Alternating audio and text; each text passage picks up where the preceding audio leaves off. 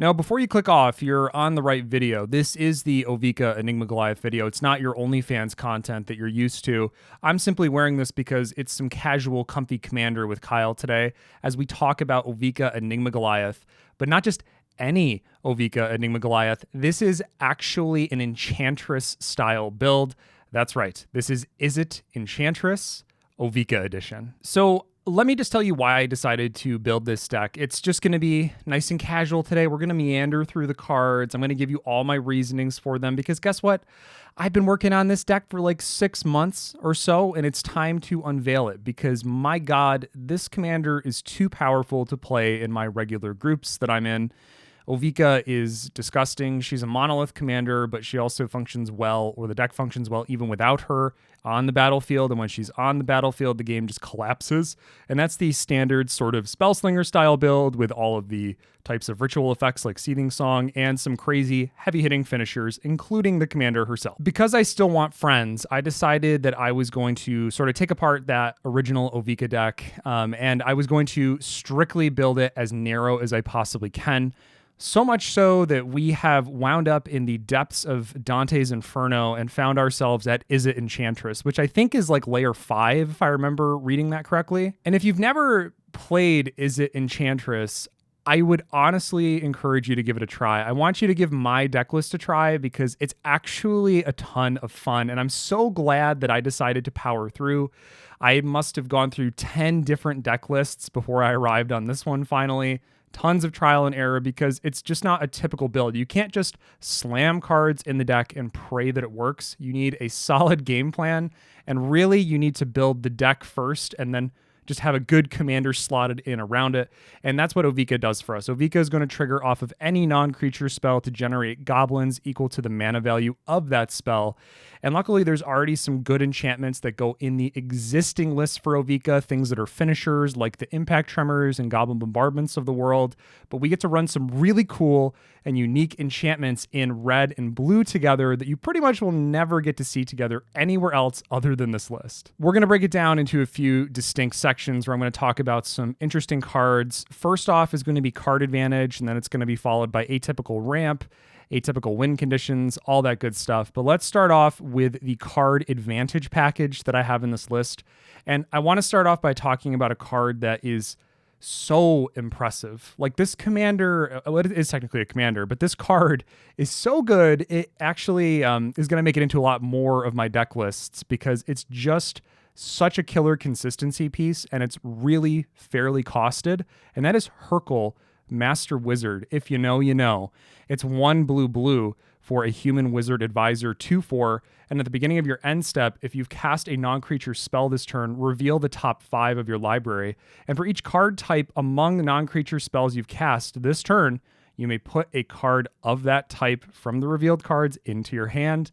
The rest go on the bottom. So most frequently, this is more or less artifact and enchantment. Because, of course, I have to have some artifact support in this deck. It can't be fully Enchantress. I'm not a masochist.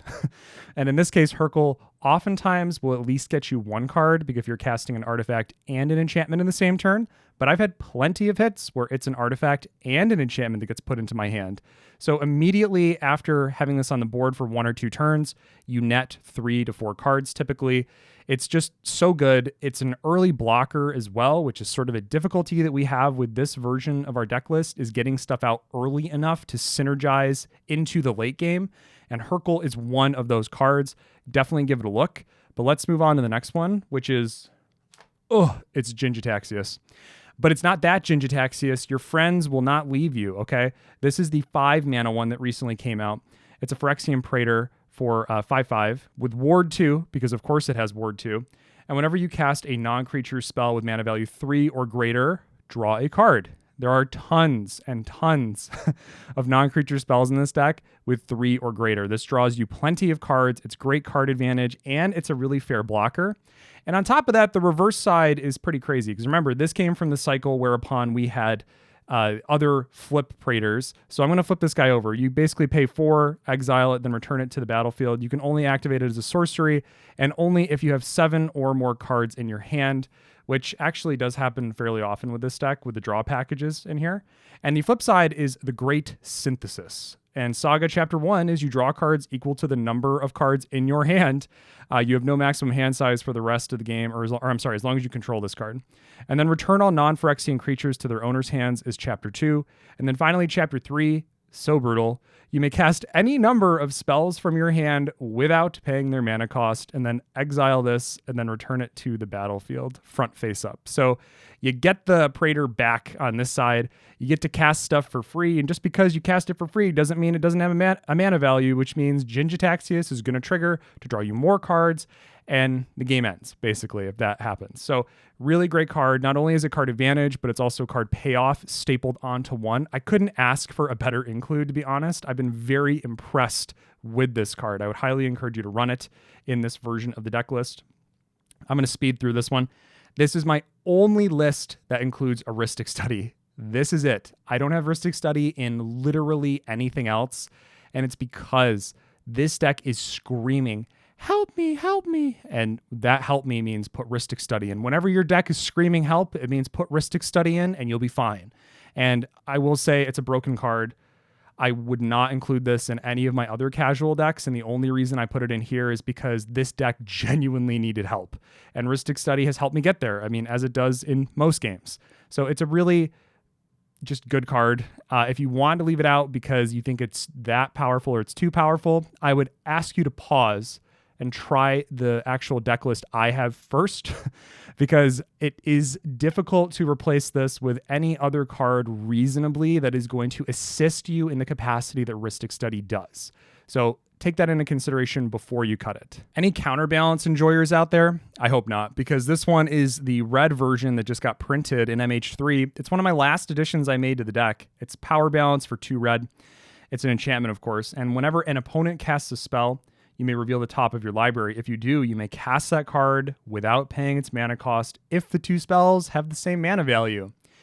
Now, I don't hit this card often, but when I do, it's fantastic. It's like one of those sensations that just feels so vindicating. You're like, ah, yes, I did put this in here for a reason. And I do enjoy some randomness in the deck. And I put this in the card advantage section because oftentimes if this sticks around, and to be fair, people aren't going to remove it, it's just kind of bad, honestly, most of the time. But when it's good, it's disgusting. So you're hoping that players are going to cast the typical slots like 3s and 4s because that's what we have a lot of.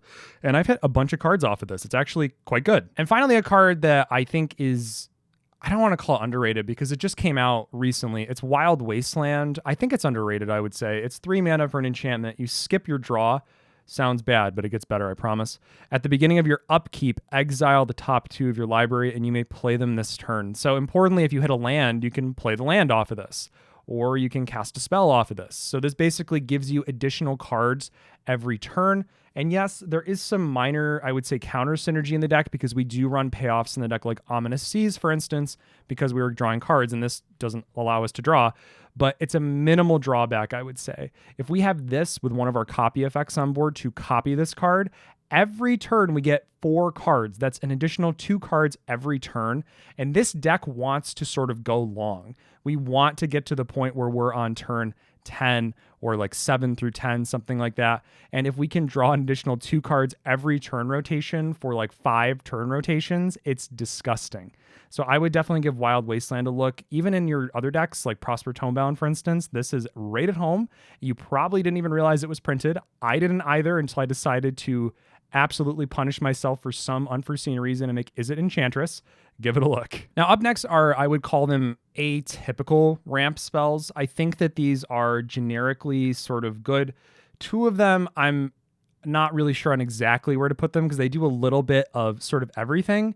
So first up, it's As Foretold. It's a 3 mana blue enchantment, 2 and a blue, and it has at the beginning of your upkeep, you put a time counter on this, and then once each turn you may pay 0 rather than the mana cost for a spell you cast with converted mana cost X or less, where X is the number of time counters on As Foretold. So if you get this out early, it turns into insane advantage, and we have a lot of flash effects in this deck as well that allow us to play on other people's turns. So you get additional value off of this, being able to reserve your mana and then in other people's turns pay 0 rather than the mana cost for like a Tishana's Tidebinder, for instance, or something else along those lines. As Foretold is, I don't know if I'd call it a win more card necessarily, but people don't look to remove this first. They're going to look at your commander, they're going to look at your heuristic study, but this one oftentimes will fly under the radar. And it's one of those cards where I think that it gets way, way, way better as the game progresses. You're not going to get a lot of 1 and 2 drop hits off of this, but you bet once it hits 4, you have at least one card in your hand you can cast for free on your turn. And then on your opponent's turns, you get to hold up interaction with flash effects that you get to cast for free as well. And even though you're paying 0 rather than their mana cost, they still have that mana cost stapled on them on the stack, which Ovika will see. And you guessed it, make goblins equal to the mana cost of those spells. So as foretold, really great in this deck. I'd encourage you to keep it in to start and see how you do with it in your pods, but it's been very effective for me. And this one, I don't think I need to spend much time on at all. It's Fable of the Mirror Breaker. I think you mostly know what this does. It's a saga, and chapter 1 is you make a red goblin shaman with whenever it attacks, you make a treasure. So it ramps you, it gives you a body for blocking. The next saga chapter is card selection, where you discard and draw cards. And then when it flips, it turns into Kiki Jiki. What more is there to say? And then up next are 2, I would say, very good cards I've used so far. One is There and Back Again, which is another saga card where the first, it's a 5 mana, 3 red. For a saga, up to 1 target creature can't be blocked for as long as this is on the battlefield. And then the ring tempts you. Doesn't matter so much that the ring tempts you. And then search your library for a mountain card, put it onto the battlefield, then shuffle. That's chapter 2. And then chapter 3 is you make Smog, a 6/6 red dragon with flying, haste, and when it dies, you create 14 treasure tokens. So this, at an early stage of the game, really helps us out a lot. And with Ovika, we really want a lot of effects in the deck that will generate us a significant number of goblins. We can't be running so many effects that are low in mana cost because it doesn't synergize well with our commander when she's out. And this card has payoff in multiple different ways, allowing us effectively to ramp ourselves and get a mountain card out of the deck. So one of our tap lands, like a Thunderbluff Cliffs, for instance, or whatever the name of the Surveil one is.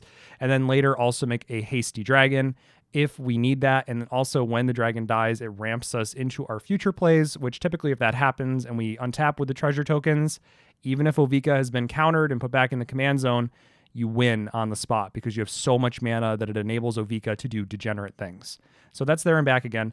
And then the next is Reign of Riches, which this card is disgusting. I love this card. It's 3 red for an enchantment. ETB, make 2 treasure. Good. So it's basically 3 mana. It doesn't pay for itself quite yet, but it basically does with this next ability. The first spell you cast each turn that mana from a treasure was spent to cast has Cascade. Now, that's important for a few reasons. One, yes, it can sometimes just pay for itself outright. If you play this, let's say, and then if you have like 10 mana, you cast another 5 mana thing with one of the treasure used to cast it. You Cascade where the cost is 5, and hopefully you hit a 3 or 4 drop. That'd be great. Then you get to just cast that for free. And most of the time it'll be non-creature, meaning that Ovika will see the cascaded card cast, and then you'll generate even more goblins. So not only is this good on its own, it generates advantage on its own, but it works exceptionally well with our commander on the board, which are all things that matter to me. So I really think that both of these are key includes for me, and they've really helped me push over the finish line with this deck. So there have been games where I reach the point where I unfortunately can't quite, quote unquote, get over the finish line with my commander, or it gets removed too many times, and we need an alternative option to play out to be a threat. So that's where cards like Chrome Host Seed Shark and Manaform Hellkite come in. So both of these, the basic ability is they make an XX thing where X is the mana value of that spell. The Manaform Hellkite sort of makes an immediate one with haste that you can attack with, which can sometimes end the game right there. And then Chrome Host Seed Shark is innocuous because it makes these little artifact incubate tokens that you have to pay 2 to untap with, but they sneak up on you. You typically will get a couple that stick around, at least 2 to 4, I would say. And then as long as you're smart and you hold up mana, you can catch people as a combat trick. You can also deploy them right before your turn if you've held up mana, if you have like an 8/8/1, a 9/9/1, etc. And then those Phyrexian, whatever they're called, the Phyrexian artifact tokens that come out of the incubate token, oftentimes can be enough to sort of get us to where we need to go if we don't have access to our commander. Now, I think that, there's consideration to play other similar cards in this vein, like a Shark Typhoon, for instance, or a Metallurgic Summoning, one of those types of effects. But In my experience, Shark Typhoon is so heavily costed that it sort of takes away from the ability to, like, let's say, play one of these and a non-creature spell on our turn, which a lot of times is what we want to be doing. And I found that these are the most helpful in terms of actually trying to close out the game. Whereas I felt like Shark Typhoon and Metallurgic Summoning was more of like a win more type of situation. I felt like I really didn't have the capacity to both play one of those and something else. And oftentimes with the other cards we have in the deck, like the one that lets us cascade into cards, we're not typically casting something for like 7 mana. So it's unreliable that we're going to cascade into one, so we typically miss it on the cascade. I don't have ways to fetch them out. So it just makes a lot of difficult decisions with the deck and a lot of clunky play experiences, and I think that these help solve that. Up next is the Planeswalker package. I have 3 that we need to talk about today. Let's start with Saheeli, Sublime Artificer. So it's 3 mana, 1 and then 2 hybrid IZZET. Importantly, this is why we play her. Whenever you cast a non-creature spell, you make a 1/1 servo token. So yes, it's not quite as good as the Chrome Host Sea Shark or the Manaform Hellkite, but it does something else. -2, target artifact becomes a copy of another artifact or creature you control until end of turn, except it's an artifact in addition to its other types. So maybe we convert, let's say, a treasure token into another Manaform Hellkite, right? That seems pretty good, and that's happened to me. This card is actually sneaky good. And on top of that, it just generates incidental value for us casting things, which then can lead to us ending the game with some of our other effects later that we'll talk about. In addition to that, we have Teferi, Master of Time. Now, this deck needs card advantage kind of in a bad way, and this is a 4 mana Teferi Planeswalker. You can activate abilities of this anytime you could cast an instant. It's still once per turn, by the way. +1 is draw and then discard, so you basically filter draw. And then -3, target creature you don't control phases out. Pretty good. And then also -10, take 2 extra turns after this one. I haven't -10'd him, but this is removal, more or less. It's filtering draw, which we really need. It diverts hate away from us, the player, and causes Teferi to take damage, which means we hopefully get to live to later turns. It's just been a good consistency include, and I wouldn't really run the deck without it. All right, I'm going to power through for you guys. We gotta cross the finish line. So that's going to be Tamau the Moonsage, 5 mana, 3 blue. It's a Tamau Planeswalker. +1 is tap target permanent. It does not untap during its controller's next untap step, and that's permanent. So you could tap a land down if you wanted, that type of thing. -2, draw a card for each tapped creature target player controls. This has drawn me 30 cards sometimes. So 5 mana, draw 30. Pretty good. It's a better rate than Ancestral Recall. I really like that ability. It comes up more than you would think. And when you are at a later stage of the game with Ovika, if you need to get some additional draw, oftentimes you will have 10 or more creatures on the board if your commander's been out. And you can also cast this, go to combat with the goblins that Ovika makes. So it'll be Ovika +5 goblins, swing out. And then as long as some of those goblins live, you get to neg and then draw cards from yourself because, yes, it says tapped creature target player controls. So it could also be yourself. And then the -8, you get an emblem with you have no maximum hand size, and whenever a card is put into your graveyard from anywhere, return it to your hand. So I haven't got the emblem. Tamau typically gets hated down way too early, and typically we play her for more board control and also the -2 ability, but she's been very, very impressive. I would really highly encourage you to play this version of Tamau in your IZZET Enchantress deck if you so decide to make one. All right, we're going to talk briefly about our enchantment duplication or enchantment extra enchantment package, however you want to say it. And that includes things like extravagant replication, copy enchantment, mirror made. It also includes things like Ests Invocation and Cav Vantress, all of the above. So the first ones that I mentioned are just generically fine. It's like 3 mana, copy an enchantment, or extravagant replication is 6 mana, and it stays on the board at the beginning of your upkeep. You just get to make a copy of another target non-land permanent you control. Turns out that's really good, but it's in there for the copy effect. It tends to get hated out because people get really scared of it, rightfully so, but it's a really good card. It comes up often. So that's those cards, but let's focus on Cav Vantress and Ests Invocation for a second. So Ests Invocation luckily was just reprinted, so I was able to pick up a copy really cheap. It was like 50 cents or 40 cents or something, whereas before it was like $7 or something crazy. craziness, right? But it's a 3-mana enchantment, and it's basically a copy enchantment effect, but with a lot of upside, because at the beginning of your upkeep, you may exile this enchantment and then basically just return it. It blinks itself, so you get to select something else if you so need to. Now, this card is great if you have effects like the Wild Wasteland out on the battlefield, which will allow you to exile cards because it'll get the trigger on the beginning of the upkeep for the Wild Wasteland effect. So you'll get to exile additional cards off the top. But if you need it to enter as, I don't know, a Rain of Riches on that turn so you can take advantage of the exiled cards, guess what? She's got you covered. She's going to come back in and make a copy of whatever you need for the rest of that turn. This card wins games. Please include it. It's very good. Not only is it versatile, it can act as like a win condition at later stages of the game or strictly card advantage. And it has that extra utility, like I mentioned, to be basically whatever you need. And in a similar light, we have Cav Vantress. It's 2 blue for an enchantment, a little bit more expensive. But you become the Monarch, which is important because you're going to draw a card at your end step. And then at your upkeep, choose up to one other target enchantment or artifact. If you're the Monarch, you just make a token copy of it. Insane, crazy ability. If you're not the Monarch, which happens most often, you may have Cav Vantress become a copy of it, except it has this ability, meaning at your upkeep, your next one, you get to choose something else, right? So Cav Vantress is another big overperformer in this deck. Wouldn't run the deck list without it. It's really kind of a sneaky good card that people really don't see very often. I think it was printed in like a precon, I want to say. I'm pretty sure it's a Wilds of Eldraine precon.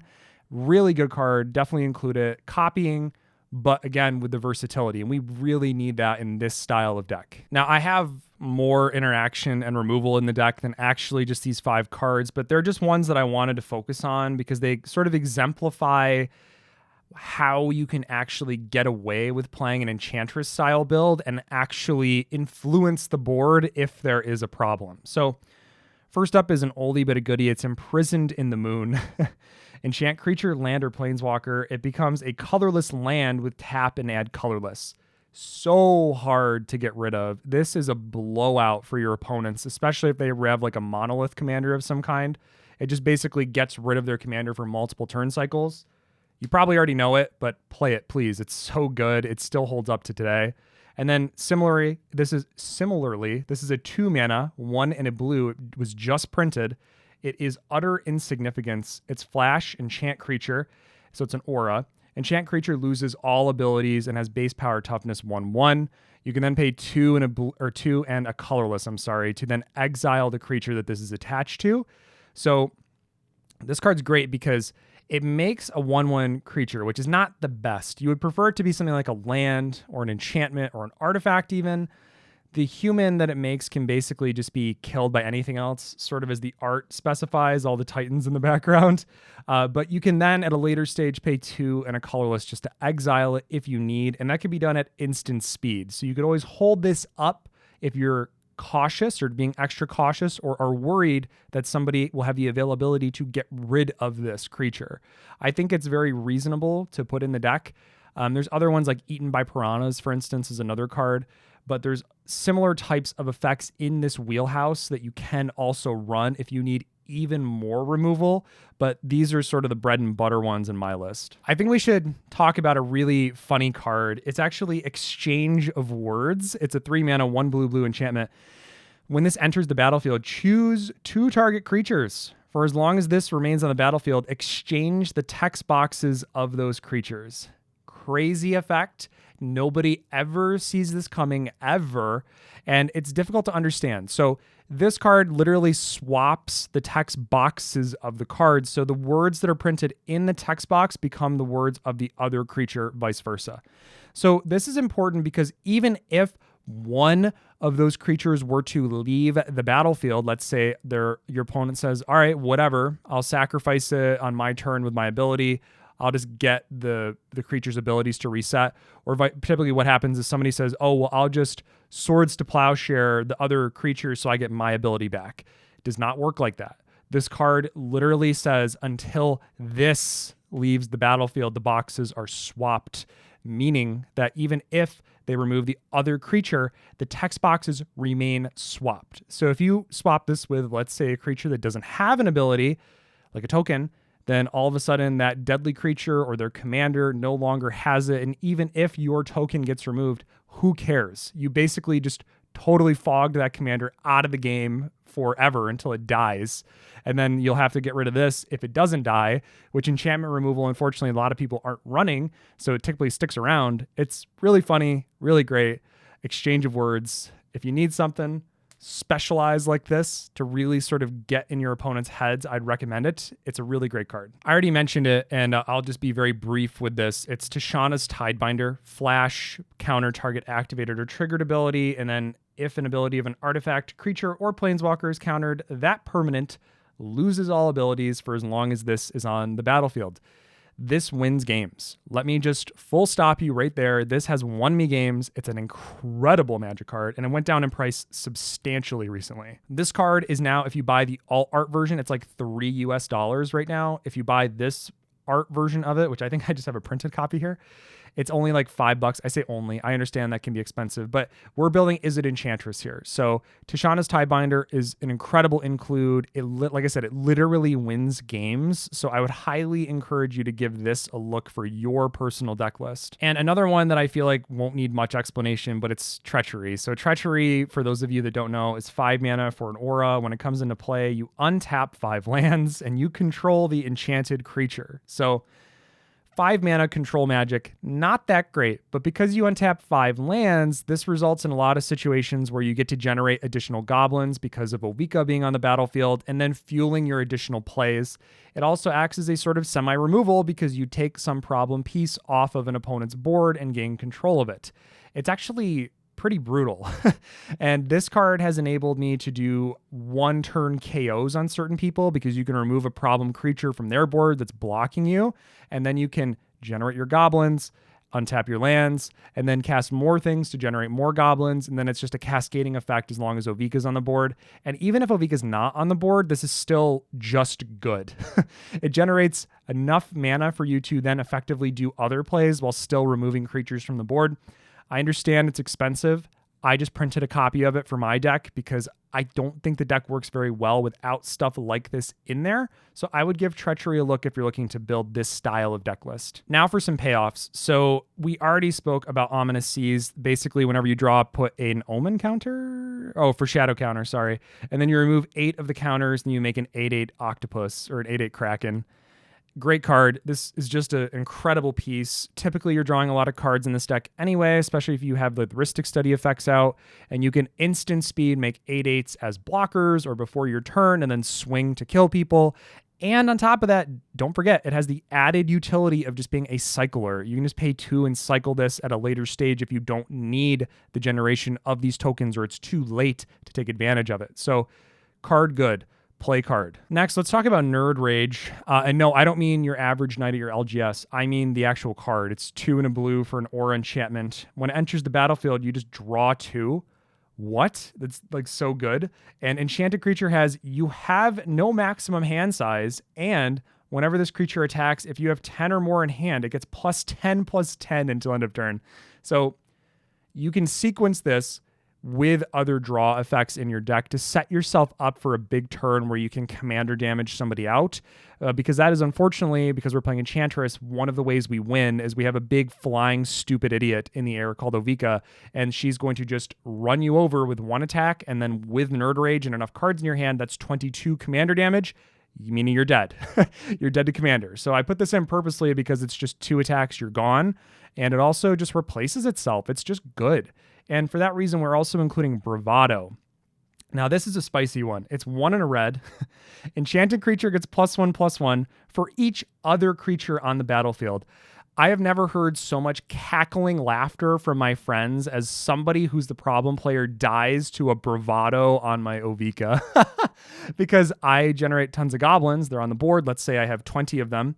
This gives my Ovika for 2 mana, +20/+20. Turns out that's pretty damn good. So for a low rate of 2 mana and it's an enchantment to fit in the theme, and it helps us get over the finish line in an alternative fashion where we can just kill somebody with commander damage, it's pretty good. And yes, in some ways it can be perceived as a win more type of piece, but you have to remember, we don't have lots of ways to mass removal things out of the way. So if our goblins can't quite get through on the ground, Ovika can sometimes get through in the air. And that's really the thought process, and it's worked well. So I would encourage you to play both of these pieces. Nerd Rage, it's just good. It replaces itself. Bravado, it will close the game out, I promise you. That's literally the chunk of my deck that we just went through. It's a lot of cards. So there was so many to talk about. I could have spent even more time going over cards that didn't quite make the cut, but there's not enough time in the world. This deck is not necessarily complicated, but the build process was very complicated. It took way longer than I thought. Like I said, it was like 6 months in the process to actually make this deck happen. And now it's genuinely good. It's a lot of fun to play for me because I'm playing one of my favorite commanders using an atypical type of build path that actually functions. So that's always really sweet when you get to do something fun in these off-meta colors. I would encourage you to give the deck list a try for yourself. I would try to give it a run with sort of what I have first. I know I've been mentioning that in a few of my videos, but I put so much work into sort of building out this deck list. I'd encourage you just to run it as is first before you modify it. Of course, modify it to your preferences. If you don't like the Rhystic Studies or the Treachery style effects, get rid of it. But for all intents and purposes, I think that this deck list is very fair. It's not going to win any championships, but it's really fair, and it's a lot of fun to pilot. That's the most important part. So give it a look if you're interested, and let me know how you do with this Ovika Enchantress list. So we're nearing the end of the week-long series of videos, and I want to thank everybody again for sticking around to watch everything. It's been incredible. So many people watching and listening. I've been able to really sort of see that we have a really beautiful community here through the other people that are coming to the channel. I've got some really flattering and incredible comments as well. I really appreciate everybody that actually took their time to write those things out to me. It really makes everything I'm doing here feel really worthwhile. And for you guys that got to this point in the video, please be sure to subscribe and continue to watch and share my videos with others, so that way more people can join this awesome group of people that we're building on the channel. But that's it for this one. I'll see you guys next time, actually tomorrow, for another video, and I hope that you do well with your IZZET Enchantress list. I've been Kyle. I'll see you in the next one. Bye.